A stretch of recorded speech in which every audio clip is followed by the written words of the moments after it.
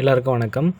Big பாஸில் இன்றைக்கி வந்து பார்த்தோம்னா, சிவகுமார் இருக்கார் இல்லையா, வாட்ச்மேனாக வேடம் அணிஞ்சிருக்காரு. இந்த சிவகுமார் வந்து ஒரு பெர்ஃபார்மன்ஸ் வந்து பண்ணுறாரு. ஸ்டூடெண்ட்ஸ் எல்லாரையும் உட்கார வச்சுட்டு பிரின்சிபல் தலைமையில் ஒரு பெர்ஃபார்மன்ஸ் வந்து பண்ணுறாரு. அந்த ஸ்கிரிப்ட் என்ன அப்படின்னா, எல்லோரும் வந்து கீரை தான் சாப்பிட்ணும், சிக்கன் மட்டன்லாம் வந்து ஹெல்த்து கிடையாது, கீரை தான் வந்து பார்த்தோன்னா நம்மளுக்கு ஹெல்த்து அப்படின்னு சொல்லக்கூடிய நல்ல ஒரு மாரலை சொல்லக்கூடிய அந்த ஸ்டோரி ரொம்ப சூப்பராக இருந்துச்சுங்க. அதாவது அவர் மிக்கி மவுஸ் மாதிரியும் அந்த பாப்பாய் அப்படின்னு சொல்லக்கூடிய 90s கிட்ஸோடைய இந்த ஃபேவரட்டான அந்த கார்ட்டூன் இருக்கு இல்லையா, அது அந்த மிக்கி மவுஸு அதெல்லாம் வந்து பார்த்தோம்னா மிமிக்ரிலாம் பர்ஃபெக்டாக வந்து பண்ணார். ஓகேவா, அதே மாதிரியான மிமிக்ரி, அதே மாதிரியான பாடி லாங்குவேஜ், அதேமாரி அருமையாக நடிச்சிருந்தார்.